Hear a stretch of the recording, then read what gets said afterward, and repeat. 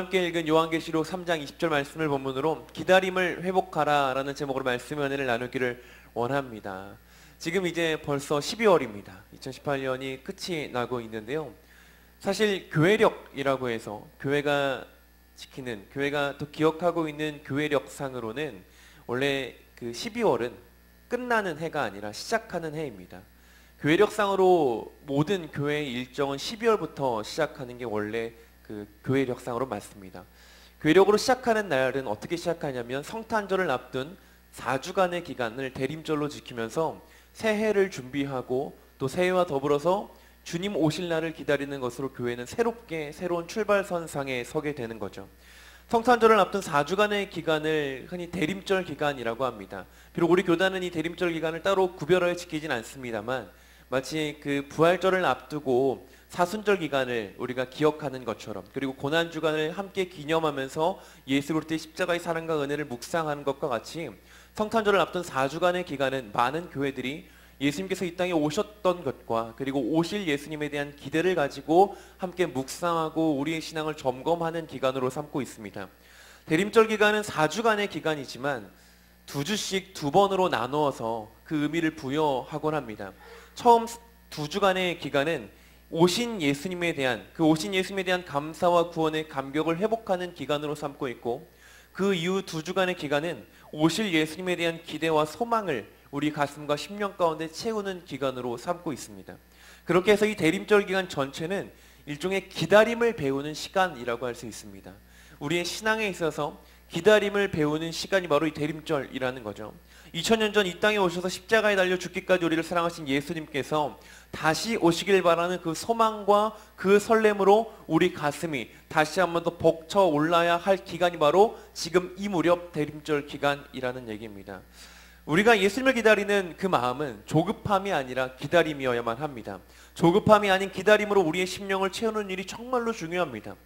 봄철에 심은 씨앗을 기다려주지 않고는 아무것도 거둘 수 없는 것과 같이 단순히 조급함만 가지고 우리의 신앙생활을 유지하려 한다면 우리는 아무것도, 어떠한 열매도 거두지 못한 채로 끝이 날 수밖에 없습니다. 조급함이 아니라 기다림으로 우리가 심은 것들이 열매 맺을 날을 기다려야 하고, 그리고 예수님 오실 날을 기다려야만 합니다. 그렇게 우리는 기다려야만 한다고 그저 사람이 말하고 있는 것이 아니라 성경을 통해서도 우리의 신앙과 믿음이 기다림을 동반해야 함을 우리는 발견하게 됩니다. 성경은 일종의 기다림으로 채워져 있습니다. 아브라함은 하나님께서 약속하신 바 아들을 주시기를 기다렸습니다.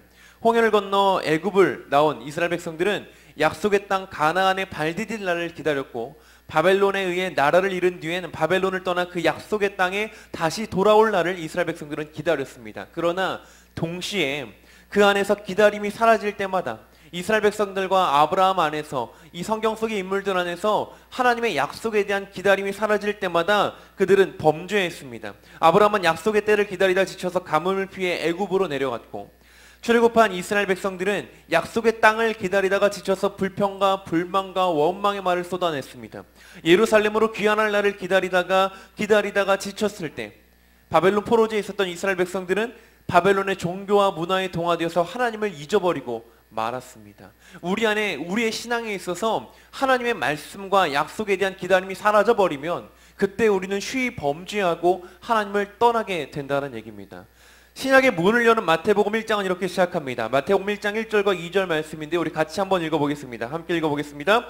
아브라함과 다윗의 자손 예수 그리스도의 계보라. 아브라함이 이삭을 낳고, 아브라함이 이삭을 낳았더라. 신약은 아브라함이 하나님의 약속을 25년간 기다렸다는 증언으로 시작됩니다.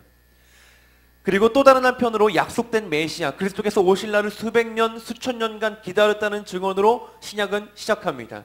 그러니 예수 그리스도를 기다린 자들만이 이 신약의 문을 열면서 진정한 감격과 감사와 기쁨을 맛볼 수 있다는 얘기입니다.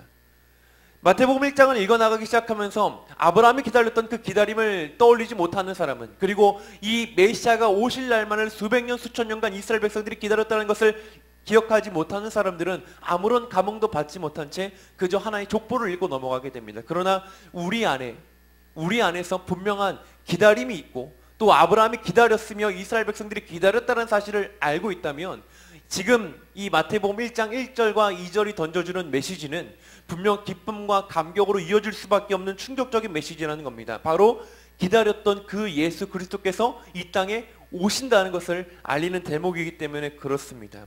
우리 안에서 예수를 향한 기다림, 대망이 사라지면 감격과 감사와 기쁨도 같이 사라질 수밖에 없습니다. 기다리는 자가 기뻐하고 기다렸던 자가 감격하는 겁니다.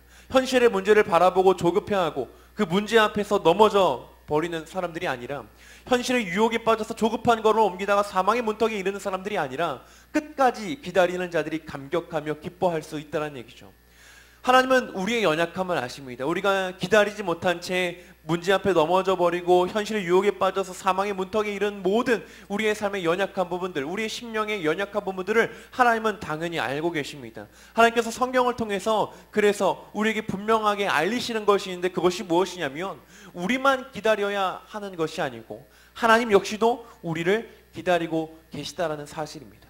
만일 우리만 하나님을 기다려야 한다면 우리는 쉬이 지쳐버릴 수밖에 없지만, 하나님도 우리를 기다려주시고 하나님이 또 기다리실 뿐만 아니라 그 기다림 속에서 우리를 향한 사랑을 지속적으로 계속적으로 끊임없이 드러내시기 때문에 우리는 버티고 견디고 이기고, 그래서 마침내 기다리는 예수 그리스도를 만날 수 있게 된다는 얘기입니다. 집을 떠난 탕자를 기다리는 아버지의 마음이 하나님의 마음이시고, 그래서 하나님께서는 이스라엘 백성들과 우리를 향해서 끊임없이 돌아오라고 말씀하시며 우리를 향하여 한 가지 꿈을 계속해서 보여주십니다. 예레미야 33장 15절부터 16절까지의 말씀인데요, 이 말씀 같이 한번 더 읽어볼까요? 함께 읽겠습니다.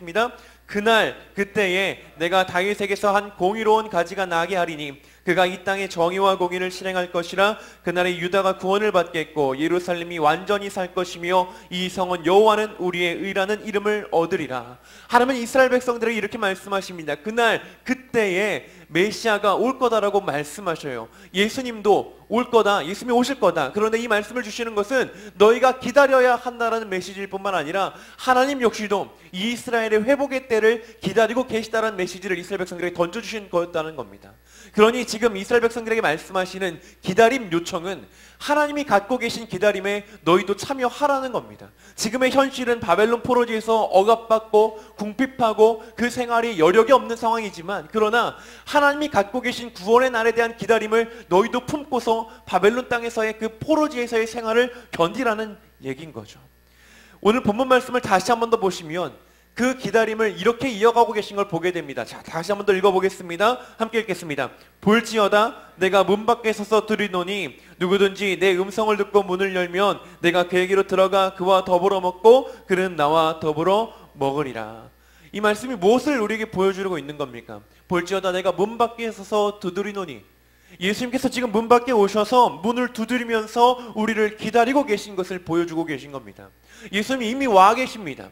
예수님은 아직 오지 않으신 것이 아니라 이미 와 계십니다. 우리는 오실 예수님에 대한 기다림을 가지고 신앙생활을 살아가고 있는데, 신앙생활을 하고 있는데, 예수님은 아직 오지 않으신 것이 아니라 이미 와 계셔요. 어디 와 계시냐면 바로 문 밖에 와 계십니다. 우리가 해야 될 것이 있다면 그것은 무엇이냐면 문 밖에서 문을 두드리시며 우리에게 내가 들어가기 원한다고 말씀하시는 주의 음성에 반응하는 것, 그것이 우리가 이 땅을 살아가면서 우리의 신앙생활 속에서 반드시 해야 할 일이라는 겁니다. 예수님의 음성을 듣고 문을 열어서 예수님을 영접하는 일입니다.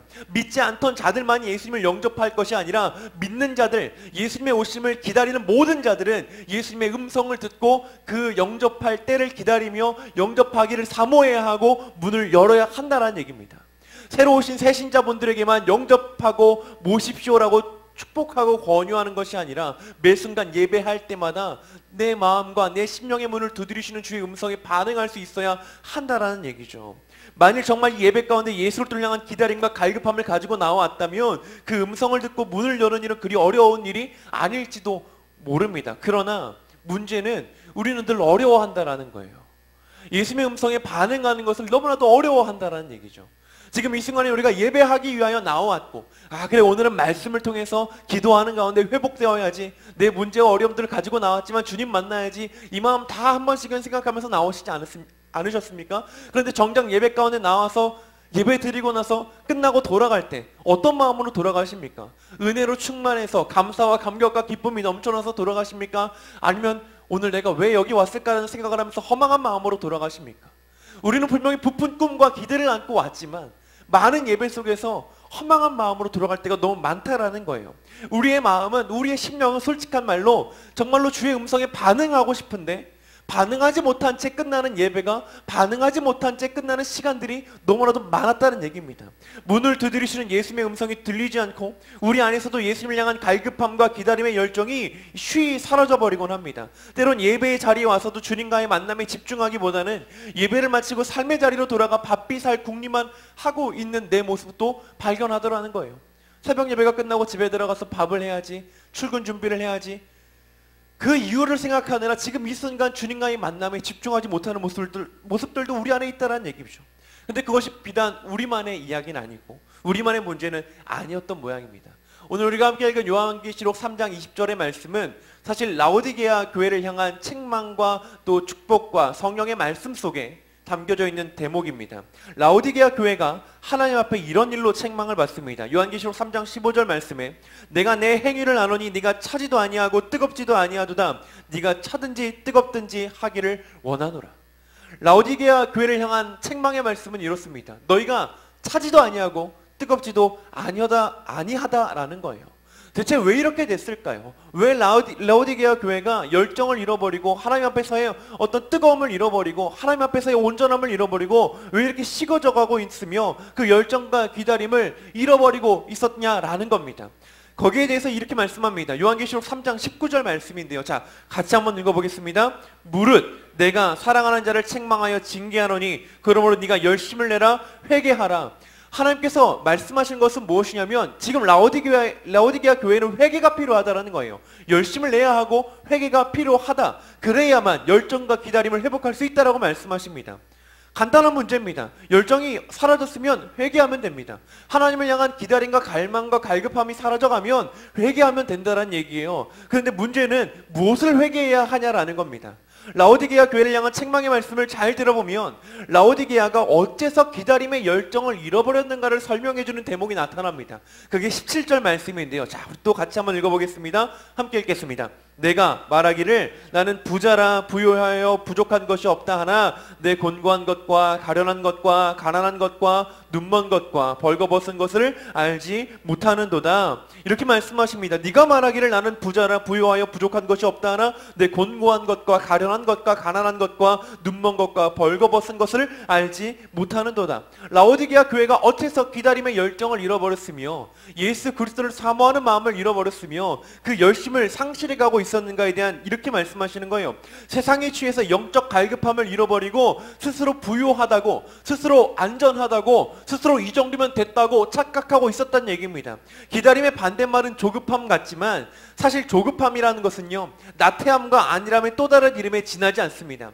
나태하고 안일하게 살아왔기 때문에 그 순간 조급한 겁니다.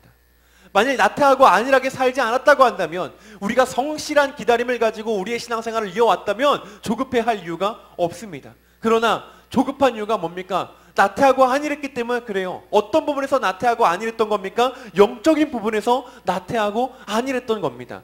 안일함과 나태함, 탐욕과 자기 만족에 배부른 사람들은요, 그 자신의 영혼의 곤고함과 가난함을 깨닫지 못합니다. 세상에서 받은 상처, 세상의 염려와 걱정, 세상의 즐거움과 영화를 쫓는 사람은 하나님을 갈망하는 저 깊은 영적인 내면의 소리를 깨닫지 못하고 듣지 못하는 거예요. 세상을 향한 조급함은 하나님께 대한 나태한 신앙의 결과라는 얘기죠. 내 영이 하나님의 말씀과 사랑으로 충만하지 않기 때문에 자꾸만 세상을 기웃거리는 겁니다. 뭔가 내 마음에 허전한 것을 채워줄 수 있지 않을까? 세상에 무엇인가가 내 마음의 빈자리를 채워줄 수 있지 않을까? 세상을 그렇게 기웃기웃하는 겁니다. 그리고 세상을 기웃거리느라 자신의 영혼의 주림을 깨닫지 못하는 악순환에 빠지고 마는 거예요. 의에 줄이고 목이 마르지 않은 이에게 기다림은 없습니다. 부족함을 아는 자만이 기대하며 기다리는 거지 부족한 줄 모르는 사람은 기대하지도 않고 기다리지도 않습니다. 예수님 없이는 살아갈 수 없는 사람만이 예수님을 대망하는 거고, 예수님을 간절히 바라는 사람은 예수님 없이는 살 수 없습니다라는 믿음이 그 안에 있기 때문에 기다리는 겁니다. 그래서 예수님께서 이렇게 말씀하셨습니다. 마태복음 5장 3절 말씀에 심령이 가난한 자는 복이 있나니 천국이 그들의 것임이다라고 말씀하십니다. 이 결국 영적 갈급함과 기다림을 회복해야 한다라는 거예요. 우리 안에 있는 이 영적 가난함과 갈급함을 분명하게 인식하고 깨달아야 하고, 그것을 채울 수 있는 분은 바로 예수님밖에 없음을 다시 한 번 더 깨달아야 한다는 얘기입니다. 그걸 깨닫지 못하면 세상 염려, 세상 걱정, 세상 근심, 세상의 기쁨과 유혹과 세상의 아름다운 것들만 쫓아서 살아가다가 정작 그 속은 텅텅 비어버린 채 끝난다는 얘기죠. 그럼 우리가 어떻게 해야 하는가? 결국은 다시 돌아와서 회개해야 한다는 거예요. 뜬금없이 왜 회개인가? 영적인 안일함과 나태함을 우리는 회개해야만 합니다. 세상 가치를 쫓아 사는 데는 바쁜 걸음을 옮기면서 정작 하나님의 말씀과 뜻, 그 나라와 의는 구하지 않은 영적 나태함이 있다라는 증거예요. 우리가 정말로 하나님의 말씀에 깊이 뿌리 내리고 있다면 세상에 웬만한 염려가 다가와도 흔들리지 않습니다. 우리가 정말로 하나님의 음성을 따라, 하나님의 뜻을 따라, 하나님의 말씀을 따라 살아가고 있다면 우리가 가는 그 길이 아무리 좁고 협착할지라도, 그 길 가운데 아무리 무수한 장애물이 있다 할지라도 두려워하지 않습니다. 지금 내가 걷는 그 길이 예수 그리스도께서 가라고 명하신 길임을 확신한다면 두려워하지 않는다는 거예요. 왜 그렇습니까? 문제보다 크신 이가 내 안에 계시고, 문제보다 크신 이가 나의 하나님이 되시는데 무엇을 두려워하겠습니까? 그렇다면 우리가 현실 속에서, 삶 속에서 만나는 조급함과 걱정과 염려의 본질은 무엇이냐면 영적인 나태함과 안일함의 증거일 뿐이라는 거예요. 우리가 정말로 하나님을 꼭 붙잡고 있으면, 예수 그리스도의 옷자를 꼭 붙잡고 있다면 요동하지 않고 흔들리지 않습니다. 회개는 일종의 방향 전환입니다. 방향을 바꾸어 하나님을 향하여 서는 거예요. 방향을 바꿔서 하나님을 향하면요, 내 손에 쥐고 있던 것들도 하나님 앞에서 드러날 수밖에 없습니다. 하나님을 등지고서 숨기고 끌어안고 있었던 것을 뒤로 돌아서 하나님을 향하여 서면 그것을 하나님 앞에 오픈할 수밖에 없다라는 거예요. 이때 우리가 할 수 있는 일은 두 가지입니다. 손에 쥔 것을 과감하게 버리거나, 아니면 그게 쉽지 않다면 내 손에 쥐고서 도저히 놓지 못하고 있는 그것을 그냥 하나님 앞으로 가지고 나가는 거예요. 그게 물질이 됐든 건강이 됐든 아니면 세상의 유혹거리가 됐든 내 손에 쥐고 있는 것들을 버리든지, 아니면 하나님 앞에 온전하게 가지고 나아가서 하나님, 내가 이렇게 연약합니다라고 드러내든지, 둘 중 하나를 해야 한다는 거예요. 그래서 회개는요, 생각보다 쉽지 않습니다. 그동안 감춰왔던 나의 그 모든 죄성들을 하나님 앞에 드러내야 하기 때문에 그렇습니다. 그러나 그럼에도 불구하고 해야 하는 거예요. 그것이 무엇이 됐든 간에 회개는 하나님만을, 예수님만을, 성령님만을 전적으로 의지하며 바라보겠다는 결단입니다.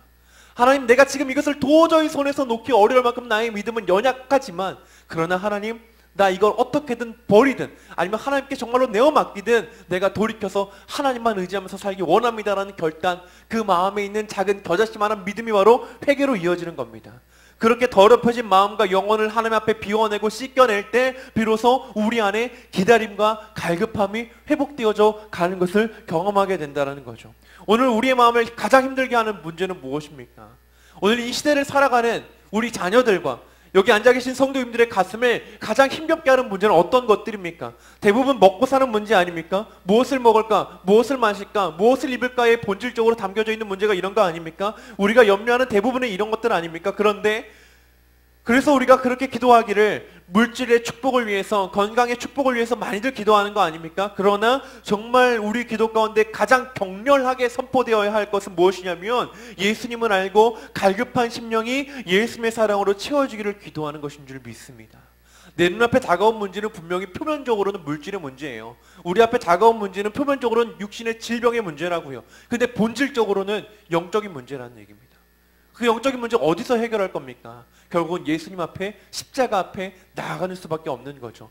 마태복음 5장 6절 말씀 이렇게 말씀합니다. 예수님께서 말씀하십니다. 의에 줄이고 목마른 자는 복이 있나니 그들이 배부를 것이며, 육신의 떡을 쫓는 자가 아니라, 육신의 물질의 만족을 쫓는 자가 아니라 의에 줄이고 목이 마른 자만이 참으로 배부를 거라고 예수님은 말씀하십니다. 하나님의 나라와 그 의에 목마른 사람이, 예수 그리스도를 향한 갈급함과 기다림이 있는 사람이, 곧 예수님을 대망하는 사람만이 예수님께서 주시는 생수로 가람을 채우고 예수님께서 주시는 생명의 양식으로 풍성한 은혜를 누릴 수 있다라고 예수님은 말씀하신다는 거죠.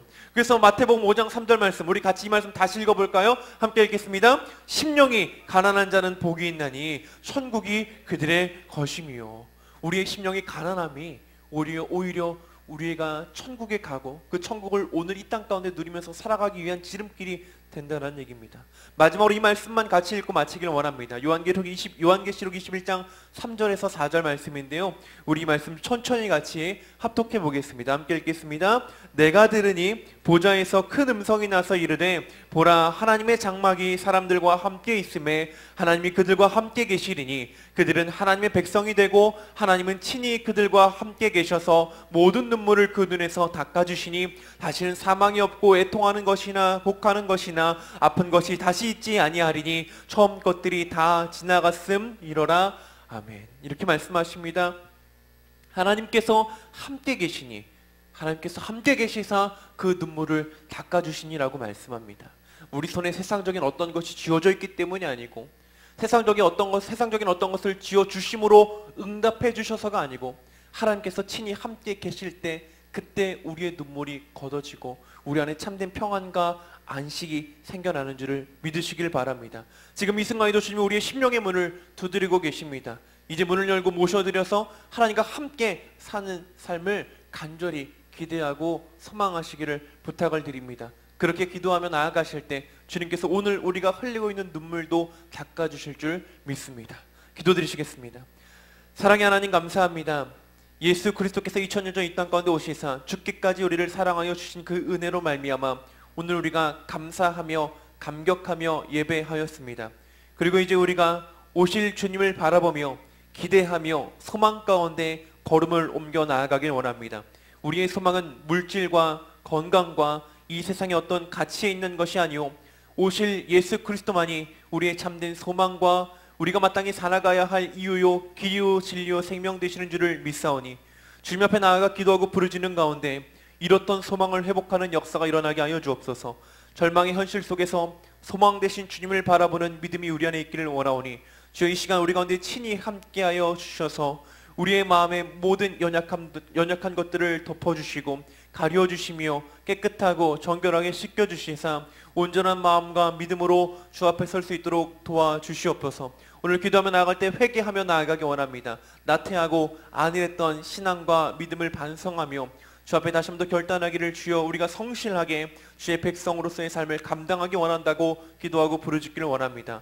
말씀을 묵상하고 기도하고 찬양하고 예배하는 것을 소홀히 했던 우리의 마음들, 마당만 밟는 예배로 스스로 위안을 삼았던 우리의 거짓되고 자기기만적인 모든 실태 예배의 모습들, 이 시간 회개하며 나아가오니 주님 우리의 마음을 돌이켜주시사 주님을 향하여 온전하고 기쁜 마음으로 예배하는 예배자들 되게 하여 주시옵소서. 여러가지 문제와 소원과 걱정과 근심을 가지고 나아싸우나 무엇보다 주님을 알기를 원하며 주의 얼굴을 보기를 원하며 주의 음성 듣기를 원하며 주의 뜻 알기를 원하여 나아싸우니 우리의 욕심을 따라 기도하지 아니하고 주의 뜻과 주의 계획 앞에 순복하며 주의 뜻과 주의 계획에 압도당하는 기도 드리며 나아가는 시간 되게 하여 주시옵소서. 오늘도 우리의 삶에 함께 하시고 친히 인도하시며 개입하실 줄을 믿사오며 감사드리며 예수님의 이름으로 기도드립니다. 아멘.